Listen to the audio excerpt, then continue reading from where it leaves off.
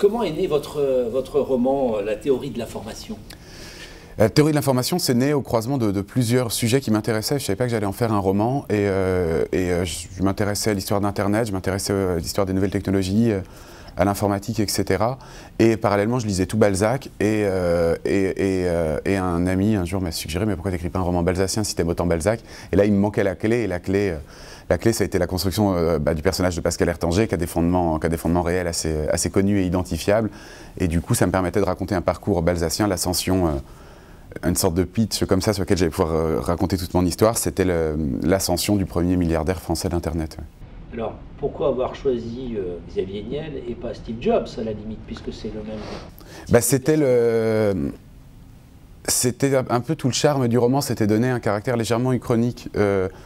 Le Minitel, on peut le raconter en disant qu'Internet, c'est quasiment comme une nouvelle de Philippe Cadic. Internet a existé avec 15 ans d'avance et avec des terminaux bizarres ou un film qui joue comme ça sur un côté rétro, etc. Effectivement, l'évidence, ça aurait été de raconter cette histoire dans la Silicon Valley.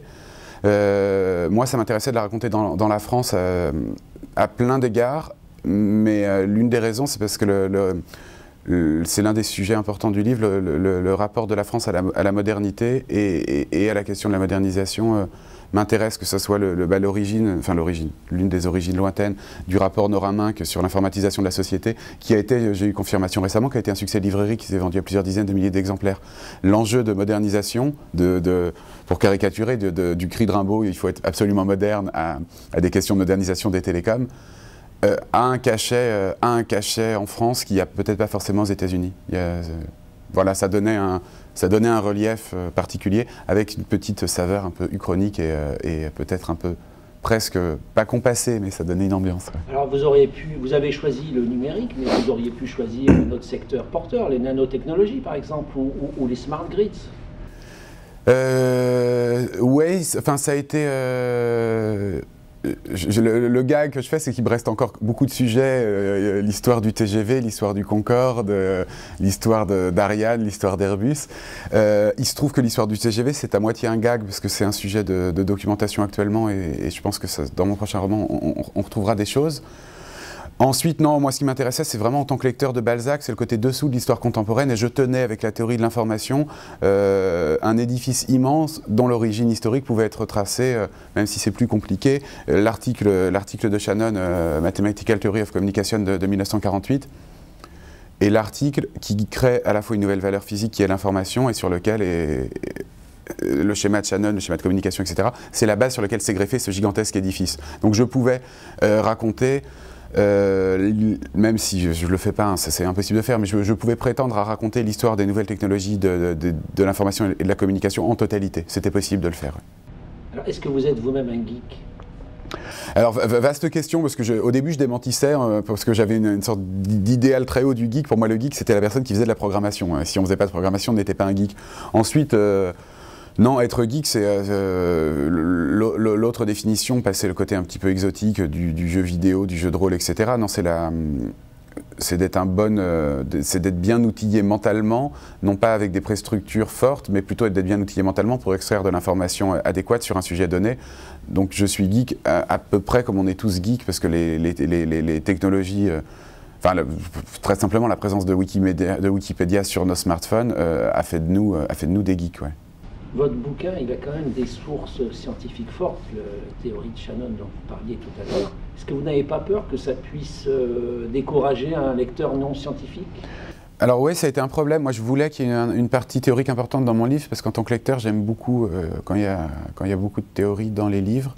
La physique quantique, ça avait été beaucoup traité de façon assez magistrale par Houellebecq dans les particules élémentaires, mais il y a beaucoup de romans qui parlent de physique quantique. La théorie de l'information, à ma connaissance, j'en connais qu'un, c'est un bouquin de science-fiction de Neil Stephenson qui s'appelle le Cryptonomicon, un truc en 3 tomes. Donc il y avait un côté pionnier, donc emporté par cet esprit pionnier, j'ai pas pensé tout de suite au caractère difficile. Donc j'ai résolu la question au bout d'un moment en faisant des interchapitres assez courts en italique. Beaucoup de lecteurs les sautent, ceux qui ne les sautent pas, je pense ont raison de ne pas les sauter,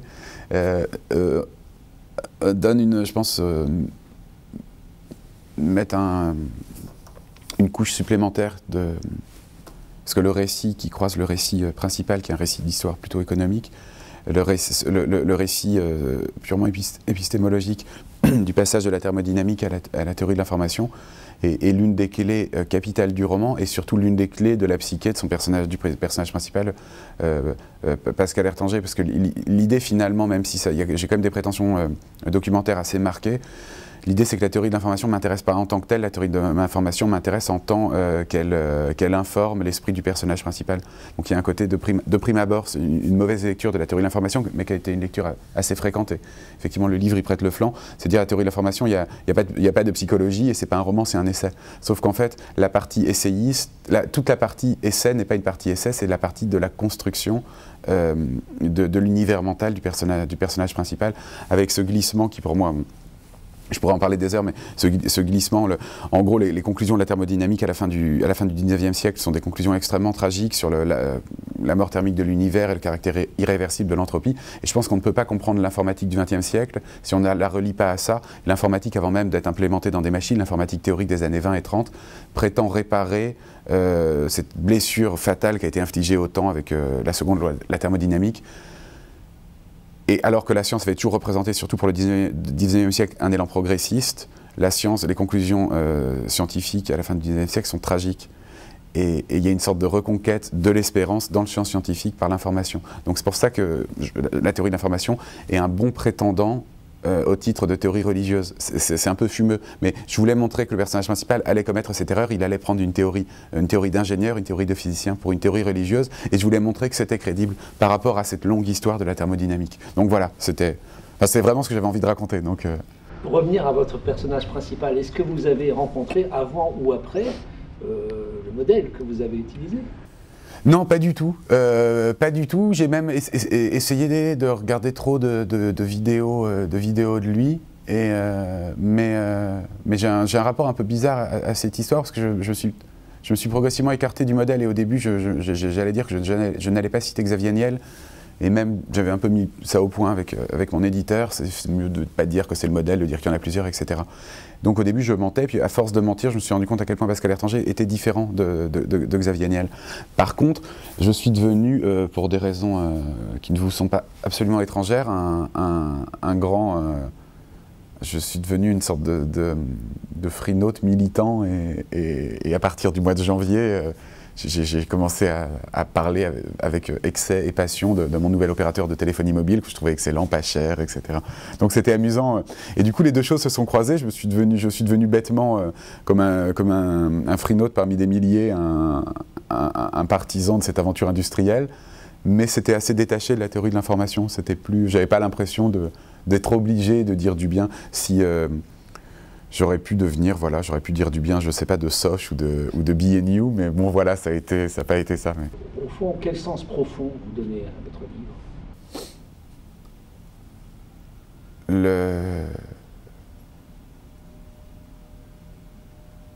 Il y a un aspect fable, c'est un peu une fable sur l'histoire humaine, une fable sur le progrès technologique. En sachant que je fais commencer le progrès technologique en même temps que l'histoire humaine. Et je pense que ce qui se passe depuis quelques années, depuis quelques décennies, c'est ce sentiment d'accélération fort rend visible un processus d'accélération continue depuis le néolithique. Donc il y a quelque chose. Non, le sens profond serait une réflexion, je reviens à ce que je disais tout à l'heure sur l'histoire de la thermodynamique, c'est une réflexion sur le temps, quoi. Ça va beaucoup plus loin. Au début du roman, je mets en scène quelques milliardaires qui s'interrogent sur des questions un peu de vie éternelle. Les questions de vie éternelle ou même les questions post-humaines ne m'intéressent pas.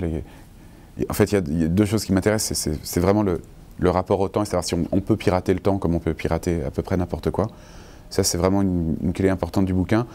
Et l'autre, c'est ce thème un peu flou, un peu diffus, qui est la singularité technologique, qui est une sorte de proto-culte un peu parascientifique et religieux et qui pour moi a quelque chose d'assez informe et d'assez limbique, mais qui a des bonnes prétentions au titre de futures croyances de l'humanité. Autant le New Age, ça n'a pas marché, mais il y avait des éléments un peu éparses, autant il me semble qu'il y a autour d'Internet un système de croyances religieux un peu amorphe qui se met en place progressivement.